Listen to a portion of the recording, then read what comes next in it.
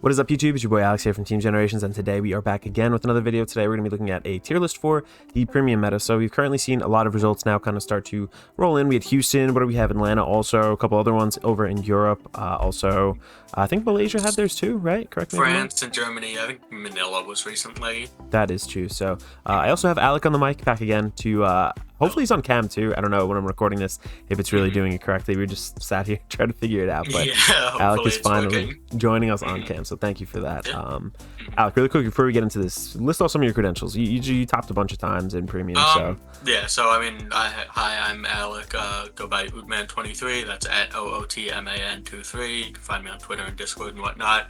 But so last year in Newark we got second in Springfest, and just in Toronto again, second recently back in February, and also back in December I made top 8 in BCS Manhattan. Just, credentials. You can find some of my deck profiles on the channel here. you also won the last premium Legacy Cup too. So I did, in fact. I am the Legacy Cup. that is true. So, and Alex also part of Team Generations, even though he didn't shout us out. So thank you for that. Anyway, all right, so let's hop into the list and what we're kind of seeing for the foreseeable future. This is not going to be for History Collection, but more so for the Springfest format. So starting off over here, we have Shadow Paladin. Shadow Paladin has what, one build right now? That's two. It's got Lord and Revengers. It does have Revengers, that's right. I'm like, where's the second one off the top of my head? So I kind of still think that both of those are... They both can win against a lot of different decks. They're not bad decks necessarily, but they're not the highest tier. I would probably put it somewhere in B right now. Yeah, I think low B, something like that. Yeah, I think good. we'll adjust the list as we kind of pan out. I think that's going to be a lot of things, and we'll move things around with. A lot of things are not bad decks by any means, but they really just can't necessarily keep up, which is where I definitely think Lord is. Revengers can kind of sack its way through. That's true. Yeah. Okay, cool. So next up over here, Spikes. I think Spikes is still good. I think if you give them too many counterblasts, if you don't really know how to play against it, which I guess at this point, if you're going to Springfest, you should kind of know how to play against it. But overall, I think it's still pretty decent. I would say it's either low tier A or high tier B.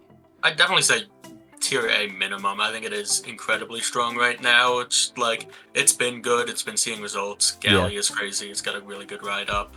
It's just still as strong as ever.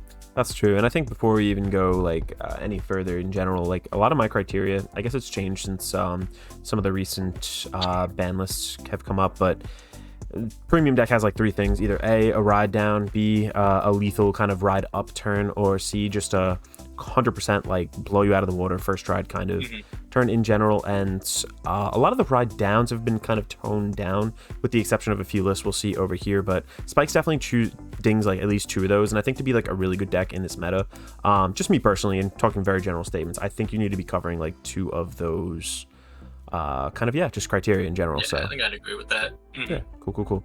Next up, Tachi's in like a weird spot. You can get aggressive with it. You can cheese your way out with some like infinite power loops, but overall it doesn't have like that lethal ride up necessarily. Doesn't have a ride down, and you could live through some of their strides, honestly. So I would probably put this. It's weird. It's always been very aggressive. Tachi's always feels really strong in testing, but then just in practice, it just can't really make that final push, I feel like. No, it's true.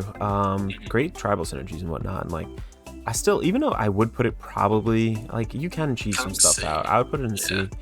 It doesn't like, I wouldn't knock anybody for taking it necessarily. Like if you like the clan, especially Springfest, like for sure, and especially it does have like the infinite loop with Cola Magnum that like if you get to, you've got a bunch of just huge infinite power attacks.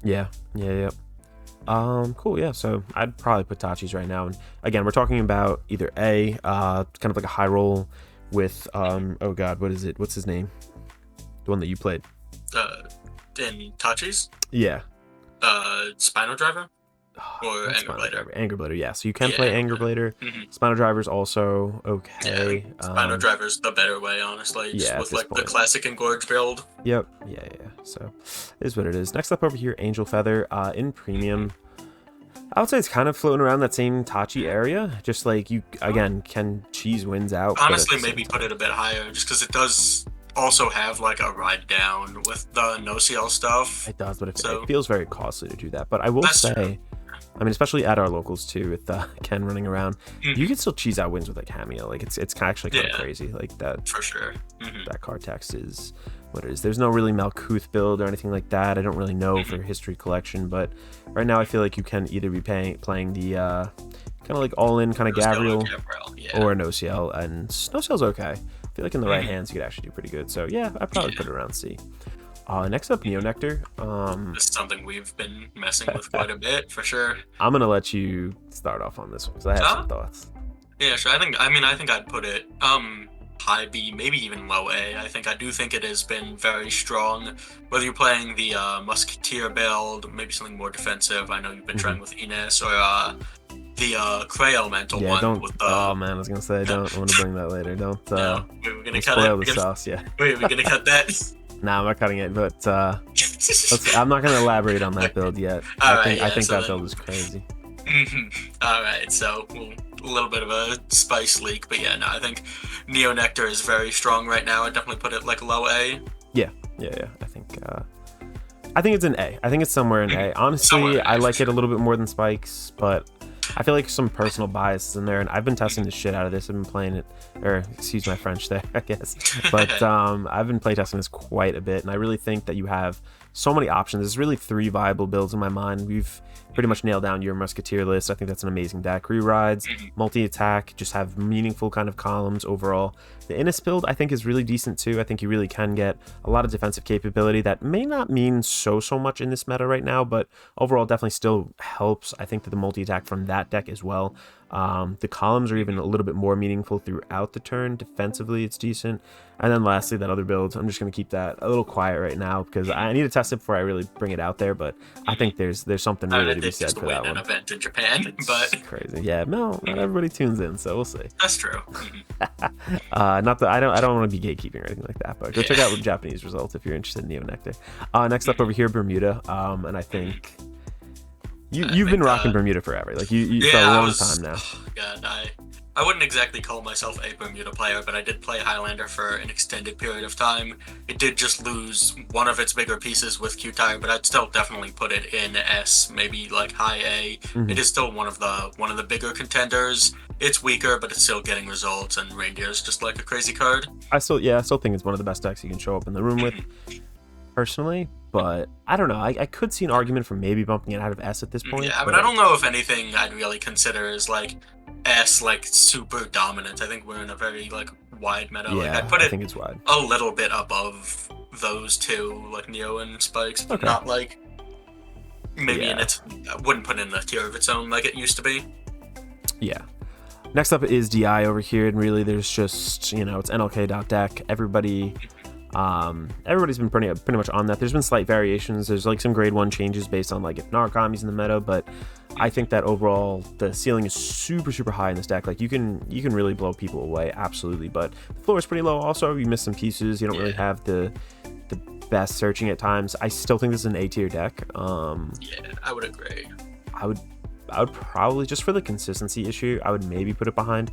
I'm a little biased too with Neo Nectar. I could see people. I would maybe put it above Neo Nectar, but yeah, I think it can really go either way. I think Neos are good, and that's what's important. But I think the ceiling is just so high on this deck. Like it's kind of crazy, and I've been putting this together and kind of playing it a little bit too right now. So I think this is a really fun and capable deck. I feel like you need to be a really good pilot to play with it. I feel like you have to know all your matchups too, which puts a little undue pressure on you. But if you can do all that, like, I really think this is a great deck overall. And I would say it's an A tier deck for sure. Yeah. Next up, pretty interesting clan. I just dropped a deck profile, or 2 actually, on this. One for V, one for premium. Kind of the lost child of the clan, but Dimension Police. So honestly, everyone's talking about like the D-Robo build. Like if you're talking about premium, you can cheese out some wins with the Grand Gallop build that I just posted, so go check that out. It's definitely on the channel, and I honestly play with that. That's like one of my more favorite, I just want to take a break kind of things. But yeah, D-Robos, the amount of passes you have broken through with me is too many. Yeah. If you're talking about competitiveness, definitely D-Robos is like the way to go. I'd like high B. Yeah, I think it's better than Shadows in terms of just the way I can cheese. 100%. I mean, you can do the Revengers thing, but like I feel like there's more of a stable game plan with Dimension Police, and you have better strides necessarily. I think once you actually get past that ride up game, whereas they kind of just bank on that big ride up and then maybe finishing you off if they live to the next turn. So DP definitely has a lot of good tools. Huge defensive with Geomaglis. Pretty much, it's fallen off a little bit with Elementaria because that one completely kill turn now finally does have in out. Yep. But if you don't see it, you don't see it. That's true. Not every premium deck in our environment right now is running it too. So that's there's a lot of them that just can't really run it. Yeah. So cool. I would put it high B. I think it's right outside the A tier. Just on paper, I feel like it should be an A, but in practice, I just never. I don't know. Yeah. I feel weird just putting it in A. So it's got I get what you mean. And then also people have been playing the Superior Ride, which I think has been pretty good, especially if you go first. It is I'd say the most consistent Superior Ride. It doesn't need specific cards, just any names.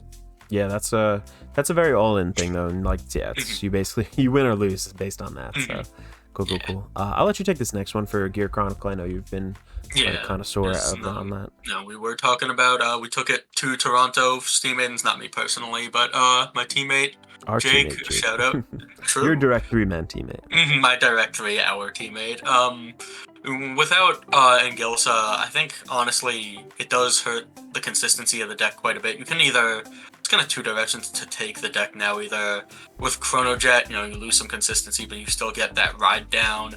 You gain some options like Header Around and the strides like Gear Groovy, or you can just play for the Grade 2 game and riding up into LL, which I think has been a little bit more favored from what I've seen. Overall, I think the deck is still good, maybe mid-low A. I don't think I'd put it above Spikes now, honestly, just because the loss of Angilsa did really hurt a lot more than I honestly don't even think I'd put it. I personally wouldn't put it above these two. I think I could. I think there's an argument for putting it above Neo Nectar and maybe even You're disrespecting Neo Nectar, bro. Nah, I think it's good. I don't know. Enterana's still a crazy card. Shlishma's still a crazy card. I'll give you that. All right, cool. But yeah, I know History Collection is going to change a lot for the clan, but as of right now, as it stands, we're finally in May. Yeah, I would say this is definitely somewhere in A still, but I feel like it needs to show up a little bit more now going forward. I feel like people are kind of hopping off the deck a little bit. We'll see. Oops. All right, next up over here. Which one is this? This one is Genesis? Genesis, yes. Ooh, this is actually really spicy. In Genesis right now, there's two builds. Obviously, Himiko. No, it's not Himiko. It's Regalia. Sorry. Regalia is still really strong. Just freestanding multiple times. You have a good ride up. It's really consistent. The deck is super tribal. You have some annoying interactions on your opponent's turn now too. It's just like I said, very consistent restanding. You can also go into the Youth Genesis list. So I personally think that's actually a viable. I think that's really good right now, honestly. Yeah. Maybe not really, but I do think there's a lot of merit to it. Yeah, there's really it's an actual viable deck, and I think people are kind of sleeping on that. So I would put this probably right under. Maybe with Regalia, I think it's over. I put it high B at the lowest. I think Regalia is an incredible deck, has been for past however long, and it's just still, restanding Minerva, just swinging massive is still a really good strategy. No, I agree. Yeah, and I think with that other option in there too, I think you can also cheese out. There is a build going around too with Astral Poets now that Griffigalia whatever is going on. So all right, I'm gonna give it a high B. I would be surprised to see it, but I wouldn't be shocked. I definitely wouldn't be surprised. I think it just topped. There was Mo. He's always topping with Genesis, but he did just get third with Solemn again in France. So that's the Mo buff though. That doesn't count. That's true. No one plays it quite like he does. All right, cool. What's up next? This is over here's Golds, right? Yeah, Golds. Golds is interesting because that Japanese list was absolutely nuts, but we don't have the promo for that. So I don't think yet that we can really say this is. Even with that, I don't know. I feel like they would ban even that with loop that. out. It seems a little. It seems a little cheesy too. It is cheesy. It's hard for me to put it above D or C, honestly. It's just you're playing Gurgit, you're playing Liberators, and it's just it's doing what it did in V, and it's just not too impressive. I would think it's still I would pick this over these two clans right now. And I don't think I would personally. No, I definitely would. I think it's just too consistent. The early game pressure you get from this, just the value you can generate, and you have a very wide berth of strides to choose from, where I feel like there's a time and place for like each one of them, whereas opposed to some clans where it's like I'm just going into this single stride, my whole strategy every single time. Yeah, but I don't think that's necessarily a bad thing, especially compared to Angels. Like, I think Zafkiel, the new stride, is a very good card. I'd say it's probably better than like all of the gold strides you could be going into, which are honestly a little mid. Gurgurt will sometimes just choose not to stride because whatever it would be doing is a lot worse than what it'd be doing on just V Gurgurt. Yeah, I think Golds also has a little bit more results right now too, because we keep on seeing them sneaking in on like that's fair. Springfest teams too, and I guess there's more of a player base, so it's not fair to say based on just results, but I would still say it's above. I don't know, just based on that alone and like my playtesting. Again, I guess I'm a little biased here, but I think Golds is definitely high C. It's like, yeah, it's not quite on these dex levels over here. Yeah, definitely not A. I think that's valid. Yeah. Granblue is actually a really interesting pick over here. I think Granblue is really good. Granblue has like one glaring issue, which like we'll talk about more when we get to Megacolony itself, but that is like it really cannot play against like these floodgate type decks like Ghidorah. But other than that, I feel like it can do pretty much anything you want. Like I would put it in high A. Like if we had to put decks in S, I think Bermuda and Granblue are definitely two of them that would go up there. Yeah, I think I think something in S is like there's without a doubt one of these on every single team for Springfest at least, or just a deck that like if somebody was serious they would bring it. I don't think it's wrong to choose any of these. So. Yeah, but I think right now, just with the meta environment, I don't think there's necessarily anything that really fits that description. So if we're gonna have anything in S, those are decks to be there. No, I get that actually. Yeah, you could also just leave them in top A. Yeah, we can do that. We can kind of solidify maybe at the end too. Yeah. But, there's really just one build for Granblue. They got the new Granblue set kind of coming out. Well, hey, excuse you. There's two. There's Scared of Turbo. Actually, no, that is actually very valid. I shouldn't actually say that's just one. There's two. And they're both actually not too bad at all. So I'm going to leave this high A. This is definitely the second best deck that we've probably talked about thus far. Next up over here, Great Nature. Still very cope, in my opinion. I mean, I'd put it in... it can play a really decent game. I would put it above Tachis and Angels and Golds, honestly. Yeah, probably the top of... Rhino's still a good card. Like if you can get it off, doesn't really get there, but yeah. Yeah, if you can protect your units and actually give them resists, and like your opponent doesn't interact with them, like if you get your strategy off, it is very difficult, to kind of get that. I know they did just get the ban with the overtrigger thing, but you can't. Oh no, I don't think anyone was doing that anyway. It's so a little silly. I don't think it's too bad, and I have this built in premium. I enjoy playing it. I think when my whole board isn't locked, or you're not Narukami sniping my units, it's actually pretty viable. Next up over here, Kagero. Can't say I'm a fan, honestly. I don't know. I like the stack, but I would probably say it's still hanging out somewhere in the C tier. You can, again, cheese wins off of people, but Angel Feather might do it a little bit better.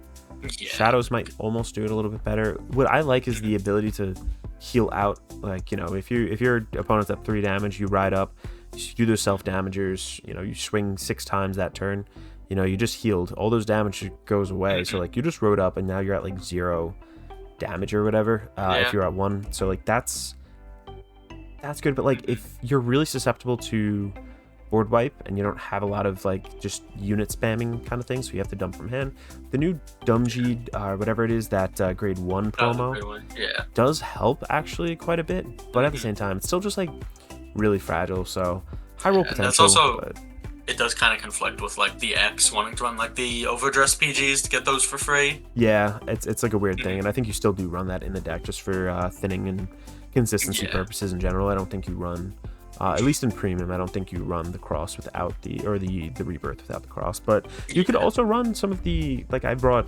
Eugene kind of builds, and there's Eugene and Lawkeeper and whatnot. So there are some funny interactions. I just don't think it's super strong at the moment, so I'm gonna leave it right there. It's definitely a C tier deck. Definitely a little lacking. You could play it. It's just not. It's not gonna be super strong. Okay, game over. This is the best deck in format. Spoil it, everybody. This is actually the sauce. This is actually the sauce. That's true. But yeah, I mean, there's two big Link Joker builds going around. Chaos is like fine right now. I think especially with Highlander, it's a little weaker because it just can't really compete with that. But then there's Deleters, which I think is very strong. You've got this big Unga Bunga combo. I'm gonna swing with my Vanguard 7, 8, maybe even more times while you're at 0, and it's all gonna be 2 crits. So I'd say I might put that in like low A. I think it's like maybe even high B. I think high B. Yeah, I think it's the I like best where that because sounds. A is something where like I wouldn't be surprised at all to see my opponent playing.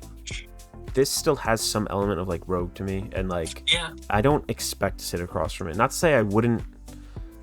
Again, I wouldn't be absolutely shocked. I would be a little bit surprised, and I definitely don't expect it necessarily to, especially with Highlander being so popular and just being able to unlock its units. If you're going for the high roll build, like sure, with the leaders, like it is what it is, and I still think that can win a lot of games too. So I'm gonna say it's the top of B. I'd say it's the best one there. I just think these are all bringing a little something at this point that for sure. might be a little better. There's weird interactions where like this is good into certain things. Joker might as well not have G guards. It doesn't have any good ones, which is a huge just debuff for the deck. Yep.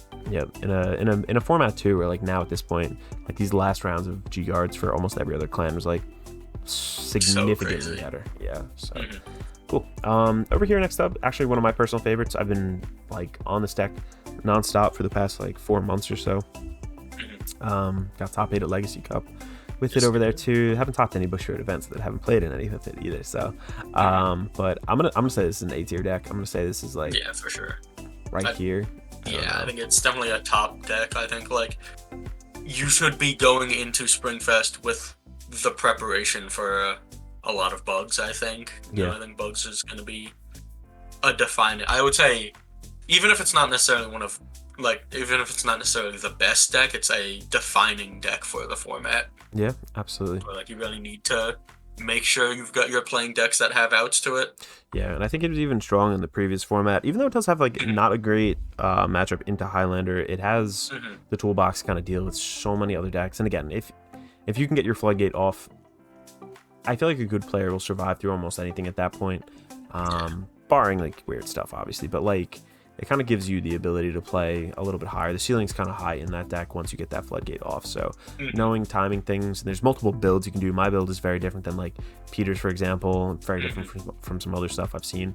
So you can kind of get funky with this, which I personally really like too. I like that about like Granblue, Megacolony. I like that about Neos. So some of the more settled lists aren't as attractive to me in that regard. So it's definitely a solid clan. Yeah, definitely be prepared for it. Yeah, you will see it at Springfest, 100%. Next up, Murakumo.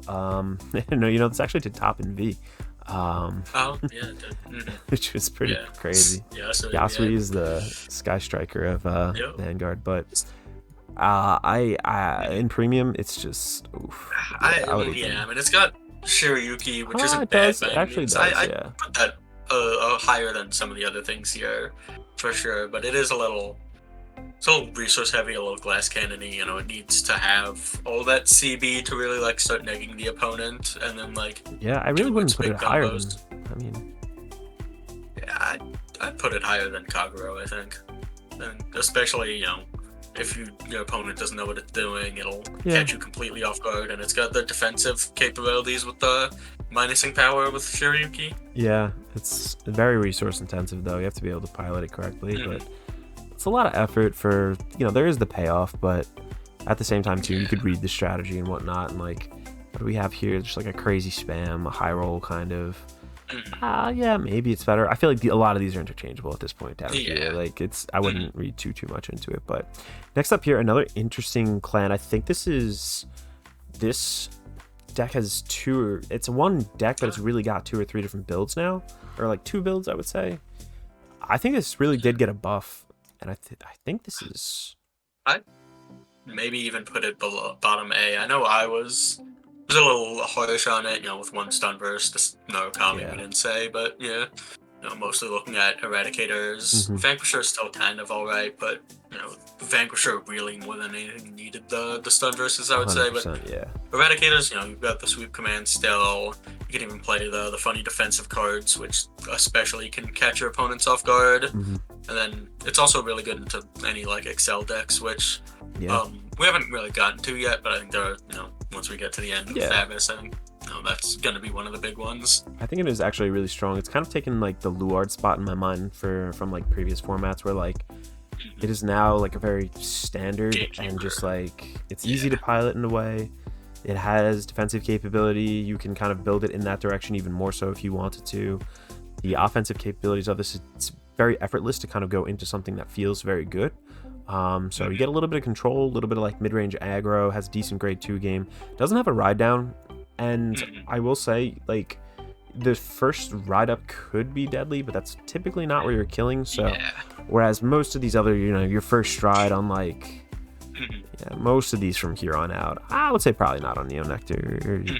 But most of these other ones, maybe even at this point not Gears, but like you're trying to close the game. And if you're doing the feast teammate and stuff, like you can have a pretty strong just first ride up too. Yeah, no, that's true. The stride is still the same thing it was before, just get there a little less consistently. Yep.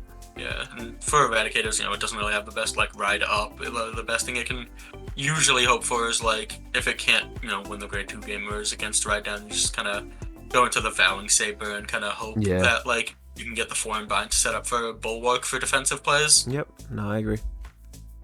So yeah, I would put it bottom A. Next up over here is OTT. Kind of interesting, honestly. It's very sleeper. There's a few good picks with it. I know we actually ended up playing against Tony from Yellow Card, who was on it in Toronto in top tables, which was what was he surprising. On for the what kind of build? Forget, it wasn't actually me who played against him, so it was AJ. I forget the specifics. I know he's got his profile if you guys want to check him out. Shout out. I'm just interested. But I know, it was definitely very I think it's definitely a very good pick. there is like a cheesy. I think Witches is a little better right now. There's also like the Goddess Amaterasu kind of thing in there floating around, so it's like it's weird. I think like most decks will play the Kaliko and the Amaterasu. I think he was just playing a lot of that and like some other good stuff OTT. I kind of think it is somewhere in like B. Yeah, I'd say that OTT is one of those clans where it's got like a lot of really decent archetypes and then like a solid pool of just generic strides. So like no matter what you're doing with it, you can't really go too wrong. Yeah, you have like re-rides with like witches, you have marker spam, you have manipulating your deck in any format is still really strong, and like the guard restrict from your stride, your Ishikashima, whatever is like still crazy. So I definitely think it's more solid than people are giving it kind of credit for. It's probably hanging out around maybe put it below DP if we're giving it a specific place. I like that spot. Yeah. Cool. Next up over here, Pale Moon. Again, kind of like interesting what's happened to this, kind of a fall from grace in a way. Which also makes me think too, like, Nightmare Dolls had that loop available for, or not the loop, but the strategy kind of available for so long. It's like, I really don't think the format's like flushed out necessarily 100%. And that goes for like all these decks. Pale Moon just like made me kind of like remember it in a way, but I think right now it's kind of rough. I definitely wouldn't put it too low. I think it's still decently capable, but I think especially it's been around for so long, people really know how to play around it, how to damage deny it, and when it can't get going, it kind of falls apart. Yeah. So I think with the new I'd Harry still thing put too, it it's like pretty cool. high B, honestly. I like with Hari, and I think that's something people have been doing lately in Nightmare Dolls is riding Hari to get the stage and just making one big column that won't really lose to defensives as much. Yeah, and then you could still kind of do that one little grade 1 loop thingy, which is pretty cool. Pretty cool. Yeah, I might put it around here. Somewhere. Yeah, I still think Minerva's better. I like that. Link Minerva Joker's definitely feels good. got the capability. I think people sleep on Link Joker, but Royals is, I feel like there's so many decks or so many clans now that it's like this clan has potential in this deck, this clan has potential in that, so the format's very wide. I think a lot of things definitely don't really feel that bad right now. Like most decks have most clans have a deck where like if you tell me you're taking that and you're trying to at least have like a positive record, if not even top, you can say pretty much anything, and I wouldn't blame you. I'd say okay, that's a pretty good pick, I think. Yeah, I think that with the Jewel Knight builds, like you can, he's kind of nuts. Like I feel like I want to see it perform a little bit more to give it a higher. I think it actually did just win Houston. I don't know if we have the list, Oh, but yeah? mhm. See? Exactly what I'm talking about. Exactly, yeah. I think it was kind of like waiting for a good meta, I think, with Narukami around it, really. Because that deck is pretty fragile to, like, the interruption plays, but, Narukami a little less out. Jewel Knights can maybe shine a little, because it's very aggressive. It's got a decent ride-up. It's got an insane, the Salome and Crystal Luster interaction with a ton of multi-attack, a big restanding Vanguard. It's got a lot going for it. 100%, yeah. I think it's just really solid. It has like, well, I know the history collection alt mile thing too, but like, I've seen an alt mile cheesy build or whatever, and there's like still that weird blaster shit. But overall, the rule. I think it's lacking in defense, which is probably one of the biggest things. Maybe put it a little lower than some of the other things, like Shadows having that has some crazy G guards. So. Like its offense is definitely up there. I like that Shadows OTT Royals. Yeah, I would still say it's B, and it's nothing in this like grouping over here. I would say is like a joke. There's like I would still take every deck I played in this pretty serious. Not to say I wouldn't take every deck serious, but like I wouldn't say these are bad choices necessarily. It's just like these are doing something. Yeah, A is like what you should be prepared to see in a tournament. B is like, okay, these are good decks as well for sure. And if you take them, can expect to do probably pretty well, especially, if you know what you're doing, if you're prepared. Definitely beat out some people just on better decks through like sheer knowledge. See, I wouldn't even say a lot of these are bad decks necessarily. They're just not great right now. Yeah, that's what I'm like. And with that being said, I think Nubatama is like honestly slept on. No, I know. I'm excited. I'm excited for the history collection implications, but right now it seems a little iffy. Like you've got Hanzo with a decent ride up, and once you can, it's one of those clans. Once you get there with the Rene. Like it's gonna be really strong with the Mizukaze interaction too, but it just struggles to get there, especially with GB3 and such a fast meta. Yeah, I think the Diozen build is still my favorite personally. I think with the history collection stuff, there's actually a lot of interesting implications coming from that. But like the hand rip itself is pretty good. I would say Great Nature's probably the best that it. Oops, these rogues over here. Gold. Yeah. I personally would take this over Angel. I don't know. I wouldn't, but alright. Damn, all my Dragon Empire guys are just lagging over here, huh? You just don't like them. That's why you don't like red. Yeah, that's true. Red clan bad. Smile. I don't know. The Daihosen has a nice play. There's the grade 3 searchers out. It's fine for sure. You can do a lot with it. So cool. Next up over here, Nova Grappler. It's hard. It's rough out here for Novas. It's every build I try. Like I've tried some funky stuff from like Beast Deity to like weird Blau stuff to like obviously Victor, and like it's just not the format right now for it. The defensive capabilities of the game are just like kind of beyond anything meaningful now for this deck. Like you can build your units up, like it can do some things, but like it's gonna struggle. It's gonna take a lot of resources to get there. The payoff is just almost not worth it. And I love Victor, by the way, too. Like I really do. No, you don't. Yeah, I don't know. It's just not going there. Is there any other build that I'm kind of not? No, I think that's pretty much. I can't move this down now. Aqua Force goes. I guess Aqua Force is definitely F now. I guess move on to that. I think Aqua Force is definitely up there, top 3 deck for sure. I would say. I think you overrate this one, but no. No, I definitely do. I don't know. I don't think it's as good as you think. I think Megacolony is a good matchup into it for the most part.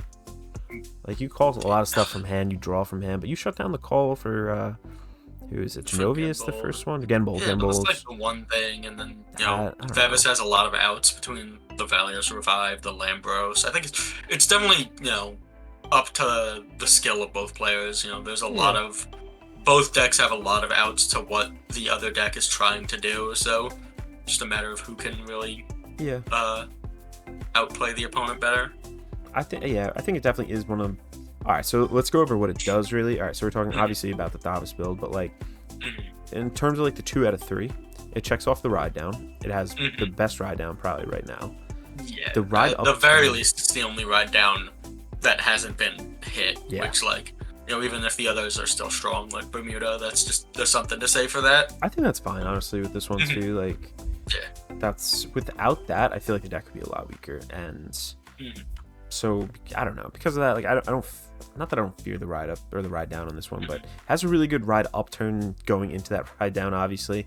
So that's like another check mark right there, and I don't feel like the strides are lethal necessarily, so maybe it checks 2 out of 3, which is pretty good. Like, all of these pretty much check like 2 out of 3 up here, which is making for a pretty good meta. But like, I don't think anything's in a stereotypical S tier, where S tier to me is like tier 0. You have to be playing this to be competitive. Like, you can play any one of these, I feel like, be competitive, still pretty competitive down here, and you know, you get a little funnier haha over here. But like, in terms of Aqua Force, very, very solid, gains resources, has a good ride up, good ride down, strides are pretty decent overall, so I'd probably place it there. So cool. Yeah, that about wraps up our list. And again, I don't feel like any deck is in the S tier at the moment. I definitely have to like review this past weekend's kind of like results. Maybe I'll change my mind, but I don't think there's anything that caught my eye that was like, oh, this is overwhelmingly, you know, Gear Chronicle syndrome. All 3 formats getting run by 1 card. So any other closing thoughts that you want to kind of maybe comment on this list?